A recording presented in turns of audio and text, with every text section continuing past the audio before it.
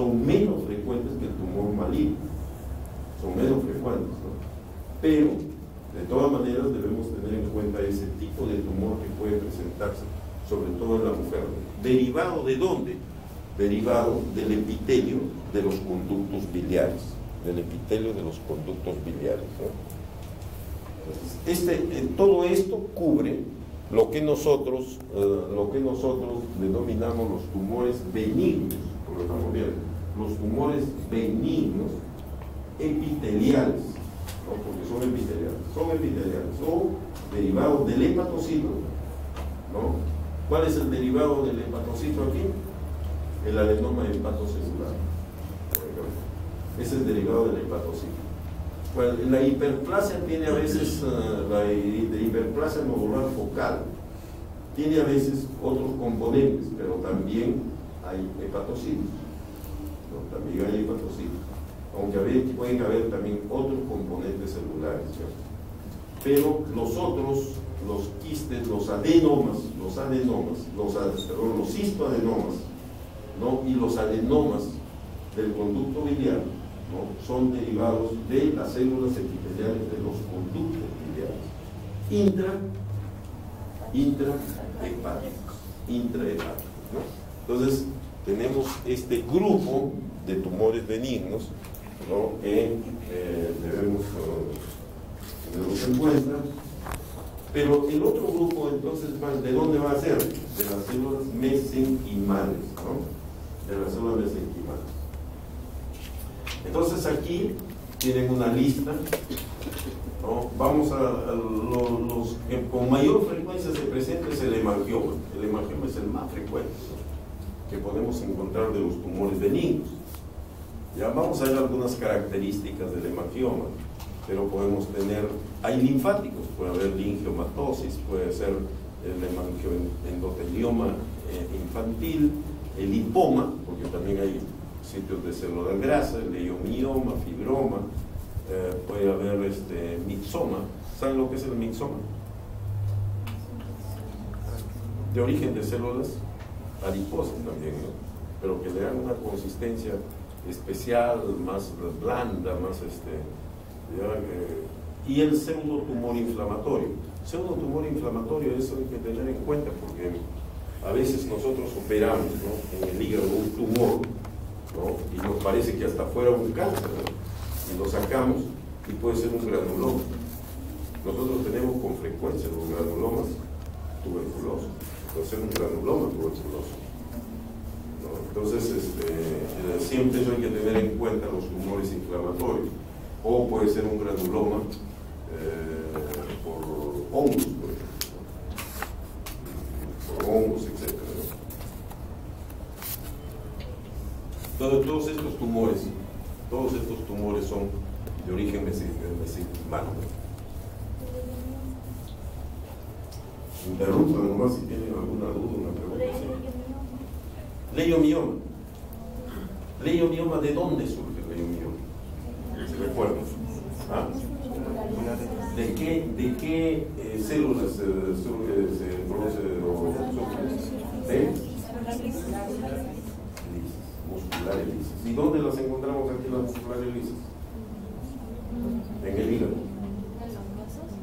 De las paredes, de los brazos.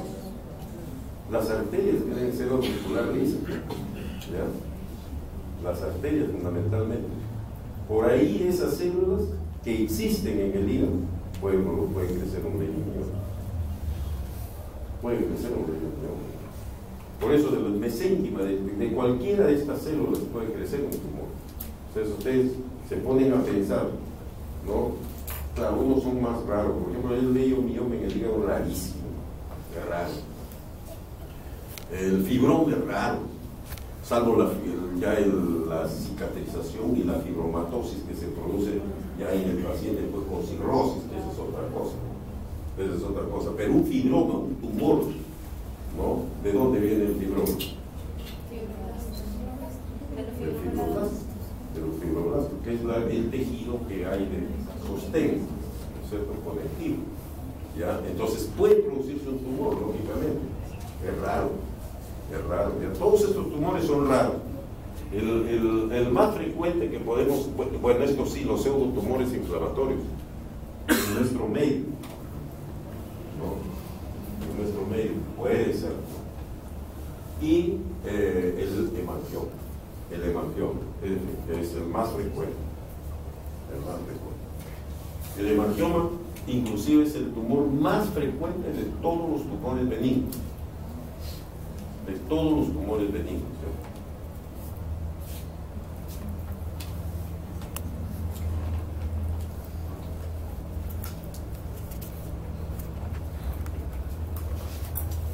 Y vamos a los tumores malignos epiteliales, ¿no? Entonces, en los tumores malignos epiteliales, vamos a ver, ¿no?, que en primer lugar tenemos este carcinoma hepatocelular, CHC. Pero ven ustedes en los libros, ¿no? Cuando lean ahí, ven CHC, ese es carcinoma hepatocelular, o también comúnmente llamado hepatoma. Hepatoma. Tiene un hepatoma, ¿no? Se le llama así, para simplificar, un hepatoma. Vamos a hablar sobre el hepatoma, por supuesto, ¿ya? Y estas variantes del carcinoma hepatocelular, que son variantes, ¿no? De estas variantes, quizás la que más les podemos aquí hablar es sobre el hepatoma, el hepatocelular o el hepatoma fibrolamelar. Yo les había dicho, ¿no?, que el cáncer generalmente se produce, ¿no?, en pacientes que tienen cirrosis. Generalmente, no siempre, por eso les he dicho, hay un porcentaje, en unos más, en unos menos, no es un porcentaje así estable. En el África es diferente, en el Asia es diferente, en Japón es diferente, en el Perú es diferente, ¿ya? Pero estos fibrolamelares tienen una característica, ¿no?, de que estos hepatomas crecen, cánceres que crecen en hígado sano, no cirrótico, y generalmente en jóvenes, ¿no? Y generalmente estos tumores están prácticamente bloqueados por tejido fibroso. Se forman así un tejido fibroso alrededor, como una cápsula, como cápsulas, ¿no?, dentro de estos tumores, ¿ya? Y tienen un excelente pronóstico. Estos pacientes tienen muy buen pronóstico, ¿no?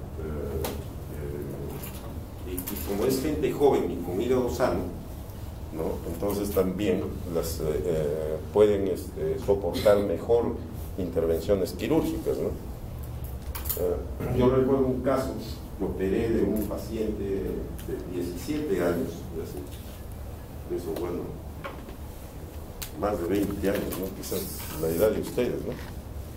Entonces este paciente llegó al hospital porque venía derivado de una clínica, de las grandes clínicas que hay en Lima, ¿no?, de ese tiempo, y lo habían considerado inoperable. Y tenía un tumor enorme en el lóbulo derecho del hígado, ¿no? Entonces ese tumor era tan grande que uno lo podía ver, porque inclusive la parrilla costal la tiraba hacia adelante, ¿no?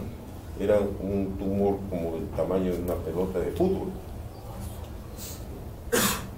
Entonces, por el tamaño del tumor, ya lo habían considerado inoperable. Y era un muchacho de 17 años, imagínense.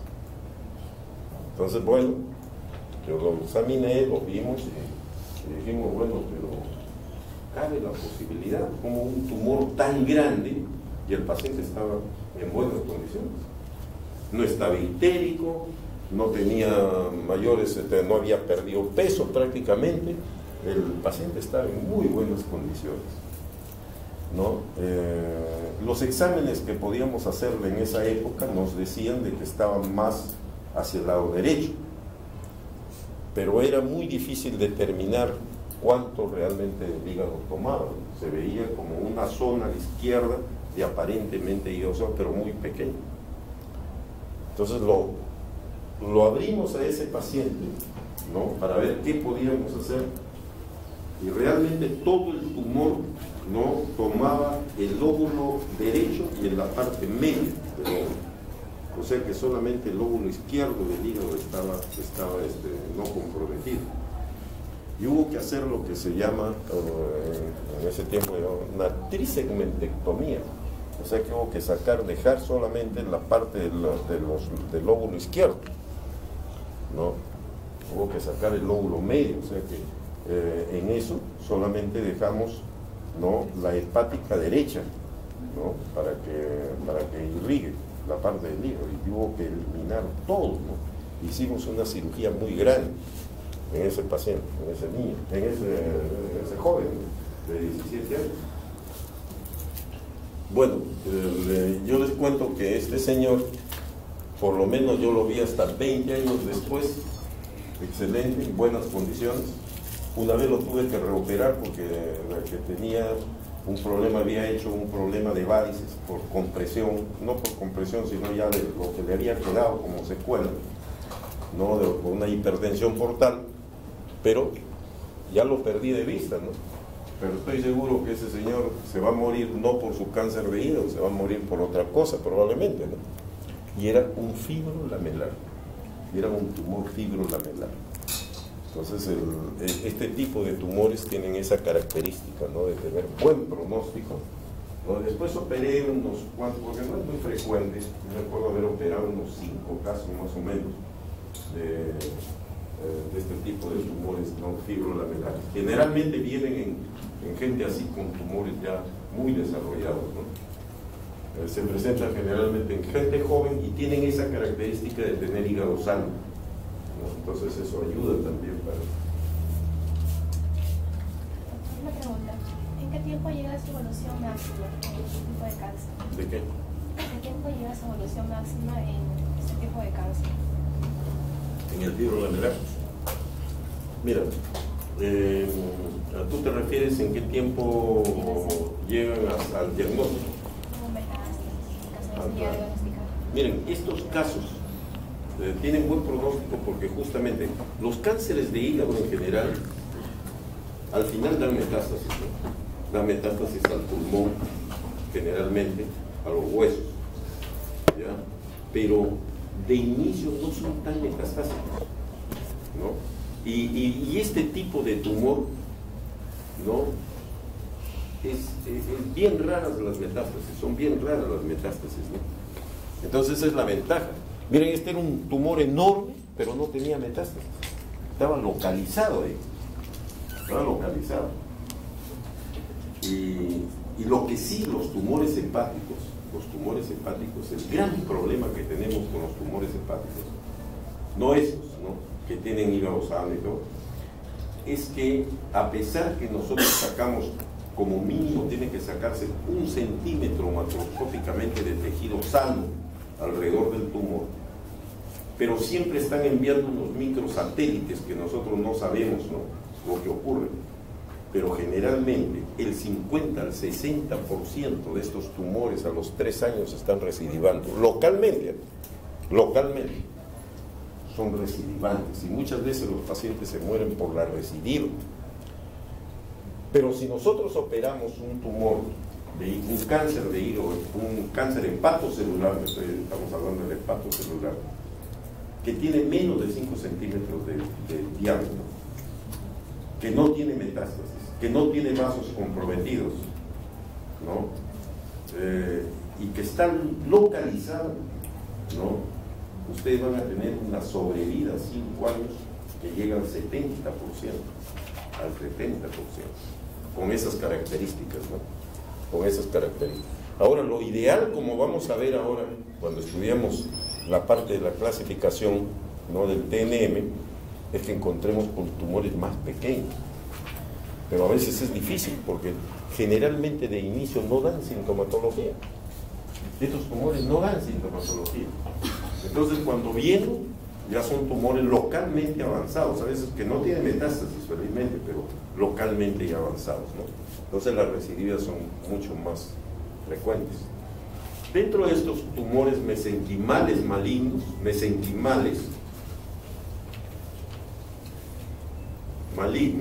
hemos visto los epiteliales malignos, ¿no?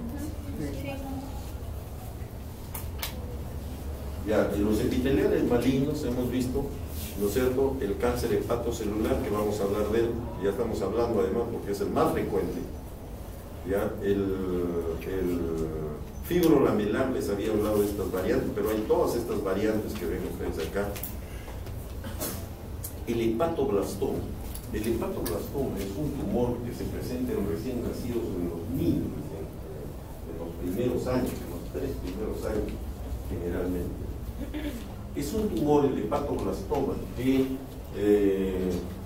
tiene todavía algunas células, ¿no?, que son células juveniles, células que todavía se encuentran pues en la etapa del feto, ¿no? Y por eso estos tumores producen gran cantidad de un marcador tumoral, ¿no?, que no es específico, pero que se puede, que es la alfa-fetoproteína, ¿no? Y aparte de ello, inclusive estas células todavía les queda alguna función, ¿no?, de producción de hormonas que estimulan el crecimiento de los glóbulos rojos. Entonces, tienen esas características todavía estos tumores. Y cuando están recién nacidos y se están circunscritos, estos tumores tienen buen pronóstico también cuando se operan estos tumores en el momento, ¿no?, adecuado de los hepatoblastomas, pero son tumores de niños, son tumores de recién nacidos generalmente. Eso lo manejan los pediatras. Los pediatras son los que manejan este tipo de tumores. El colangiocarcinoma, ¿no?, como les decía, puede ser un tumor primario de hígado, ¿no?, primario de hígado, si es que se encuentra a nivel del hígado mismo, de los conductos biliares que están dentro del hígado. Pero el colangiocarcinoma también puede estar fuera, puede estar en la primera porción, puede estar en el colédoco, puede estar en la parte distal del colédoco, ¿no?, y se parece mucho al cáncer de páncreas, por ejemplo, que vamos a ver después, el colangiocarcinoma, cuando crece, por ejemplo, inclusive ahí en las zonas donde el conducto colédoco es intrapancreático, ¿no?, ahí puede crecer un colangiocarcinoma, es diferente, pero estamos hablando ahora del colangiocarcinoma, ¿no?, que se produce dentro, en las células epiteliales de los conductos biliares intrahepáticos. ¿Entiendes? Intrahepáticos.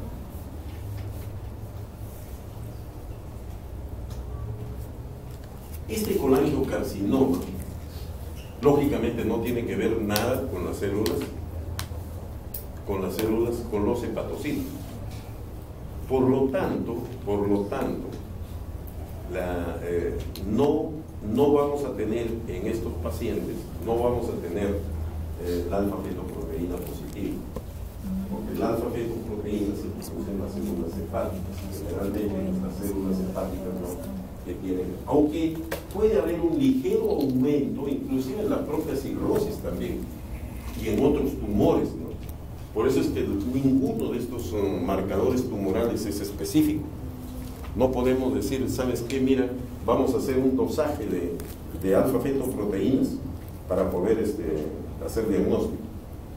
Lo están usando más o menos en los países, inclusive en Estados Unidos, donde el cáncer de hígado no es muy frecuente. ¿Ya? Entonces, no es útil la alfa-fetoproteína.